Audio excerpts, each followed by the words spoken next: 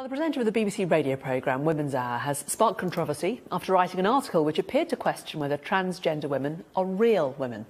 Presenter Dame Jenny Murray said transgender women had grown up with all the privilege of being a man, but didn't have the shared experience of growing up female. Well, we're joined now by the feminist activist Julie Bindel and Jane Fay, a writer and campaigner on lesbian, gay, bisexual and transgender issues. Julie, to you first. Is being a woman an experience or a matter of genetics? Neither.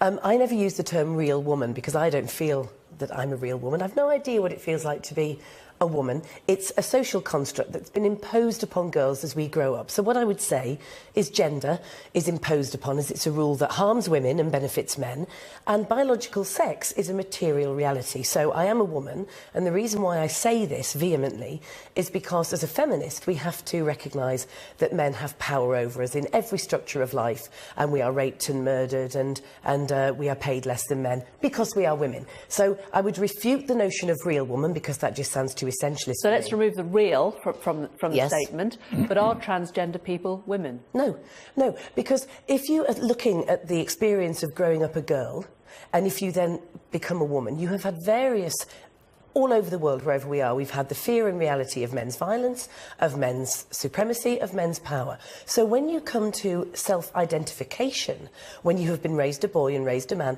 despite the countless and endless problems you would have as being transgender or gay or whatever when it resists the norm, then you bring all that experience with you. And identification is fine. I sit here with Jane. I'm perfectly happy to use the pronoun she.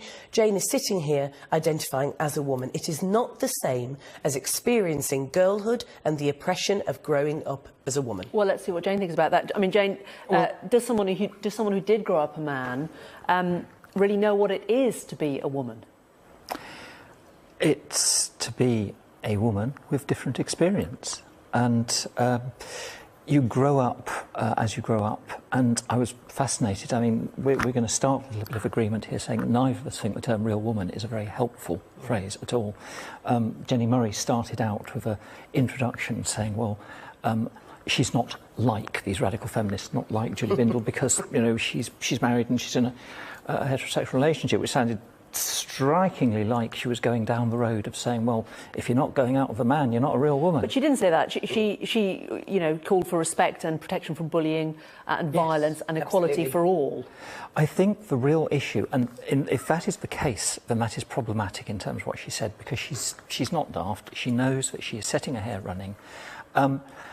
If she doesn't want there to be bullying, if she doesn't want there to be stuff, I regard the debate about is there a real womanity, is there a real masculinity, as problematic, because it sets people apart, it creates categories, and it's a problematic debate that we're having in society. We've got, are you a real Brit? Are you really disabled? Are you really this? Are you really that? It creates categories, but what it does do is it sets off, people hear real, they also hear, are you right?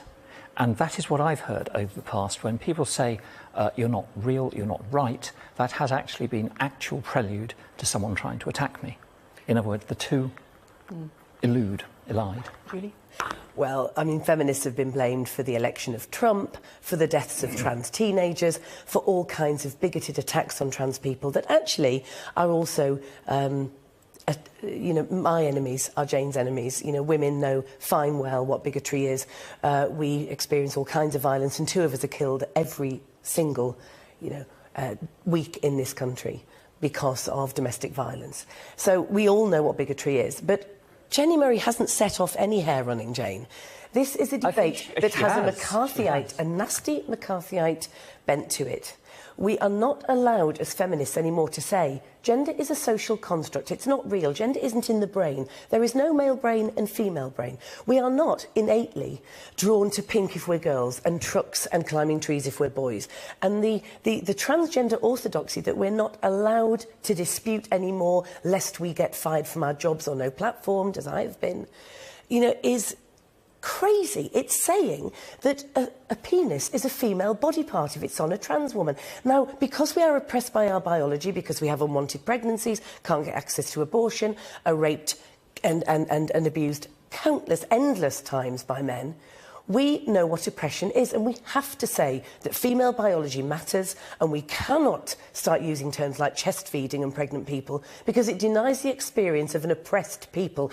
I could not say today that because I've always felt black, I am black, and then tell a black person that they're wrong and oppressing me for saying I'm not black. It's the same issue. But there is somebody who has done that, Rachel.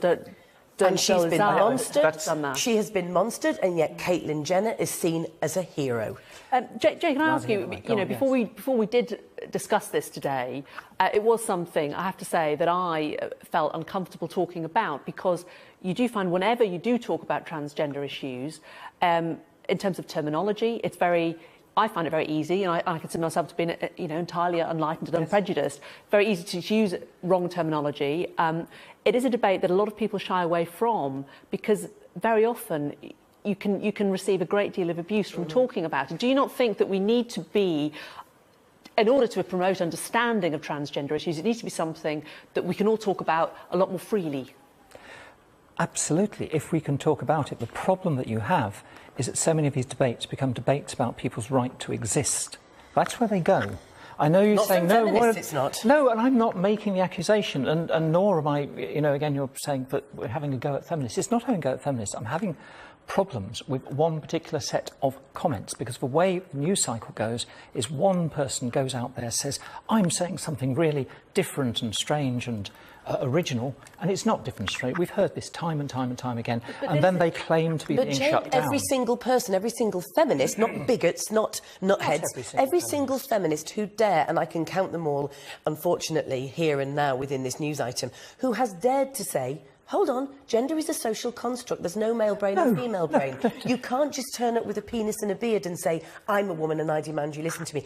Every time we say this, while still respecting the rights of trans people, while standing in front of you to ward off the bullies, because they're the same ones that go for me, every time we say this, we are no-platformed, pilloried, and we are at risk of losing our jobs. No, and you're it's not good. You are not. Yes, we are. No, you're not. You've seen it's happened to me. And you've seen it's now happened to Jenny Murray. There's a petition out for her to lose her job at the BBC for saying a man isn't a woman. Two responses, Julie. First of all, unless you're using the royal we, you have been no-platformed, but beyond that, the actual incidents... of my feminist colleagues, everyone has said it. Hasn't she? Germaine Greer also. Germaine Greer, Sarah Dighton. There have been several feminists who have been... Germaine hasn't, but can I just say, this newsroom has sort of no-platformed Germaine Greer. I'm not sure if you're aware of this, and producers out there listening, producer, I'm not going to go there. Well, I said, as far as I'm aware, at Sky News. Allow me to explain this. I said, can I actually repeat some of what Germaine Greer has said on public platforms? And I was asked what, as she said, no. Because she swears. Because she's Australian. I know. OK, she's Australian, she swears. But it's Jenny Murray's comments that we're talking about today. Yes, we are, but Julie will bring this out into all feminists. I know, but Jenny Murray is, she's a national treasure. Jenny Murray is a fairly liberal feminist. I hope she'll forgive me for saying this. She isn't a radical. What she has said is, look, you can't just rock up when you're 60 years old, like Caitlyn Jenner has done, and say, I'm a woman, and then have trans activists say, she's always been a woman. What, even when she was running and earning millions and using male privilege? Okay. Really? We haven't got long, so please, Jane, answer. This is cherry-picking. The point is, yes, you will find, as we both know, you will find people on both sides who take quite extreme positions. Just for the record, I do not think Jenny Murray should be sacked or anything of the sort. I do think that it raises questions, because I know from the past that there are trans people who are scared of actually doing an interview with her. No, that is absolutely genuine, and it raises... Well, you say it's ridiculous. Are you going to tell me... No, are you going to tell me now... Women face all kinds of violence and threats. Yes, you're frightened of being in a studio with Jenny Murray. You don't know you're born. You don't know you're born. So you're very happy if a male presenter says that they don't think that certain domestic violence victims are real victims, you're quite happy for them to carry on interviewing domestic violence? Of course I am, because they'll refute it and they'll use facts and logic to knock the argument down. They're not going to kill us on set. Jenny Murray's not going to strangle a trans person in the studio. It creates a difficulty when you're carrying out an interview if you feel that you have got a hostile interviewer, which I don't feel here. Then let's never be interviewed by anyone that disagrees with us. I will never be interviewed again. OK. Well, it's good to talk to you both, and good to hear both, and good to hear both, and good to hear... With me now, New City President Sonia Osorio. She took part in a recent protest calling for radio stations to stop supporting negative language in music and talk radio, and also our favorite stand-up comic, Patrice O'Neal. Oh, thank you, sir. Patrice, are O&A next? I hope not. I wish JB and Elvis didn't lose their job or Imus. It's funny. This is the thing. I don't know her, but I'm assuming that she has nothing to do with funny. So I'm gonna speak as the expert on funny. Funny people should just be left to trying to be funny. What if they're not funny? Then you made a mistake. But how many times has how many unfunny rape jokes lead to rape? Like, I don't know how many jokes about rape there are. There's a lot. But your world is not funny. Your world is next on the big story. My world is people trying to be funny. Well, I mean, you think it's okay to try to make jokes about rape? I'm diabetic. I make fun of that. I'm a victim. I might lose a toe. But I'm trying to make fun of. I'm trying to make fun of anything I think I can make fun of. Sonia? You know, what's happening now is the marketplace is deciding what's appropriate or what's not appropriate. I think the nation is just tired. There's a new mood in the nation. What nation? The nation. You know what? We're tired of things that are just Is this the nation, this paper, and you? I'm not the nation. I'm just speaking for me and funny. You're speaking for the nation, or you're speaking for... Yeah, you know why? Because I remember 6 years ago doing something against Anthony Openy because they were just so outrageous, and their violent images that they put out to women was just uncalled for. And now I think people... You think they were trying to be funny? I think now people in this country think they were trying to be funny? Tired. You know what? I don't care if they're trying to be funny. That's what I'm saying. Why are you in that business? I've been to your show once, and it wasn't very funny being a woman. It was hilarious. When you talked about... That's why she doesn't like me. I was in the paper with her, and the joke is hilarious, called The Angry Pirate. And the lady who wrote it in her outrage didn't even know what it meant. And anybody who read it laughed, because they know what funny... You're not living in the context of funny. You're living in the context of fire. Have every right to be as funny as they want. They can go out and try to be as funny as they want, make as much money being as funny as they want. This is what's happening. There is a change in this country. People are realizing they have an opportunity to speak out, and advertisers are listening. Radio stations are listening. Sonia, you're not talking to who I talk to. And you're not going to get paid as much money anymore. Sonia.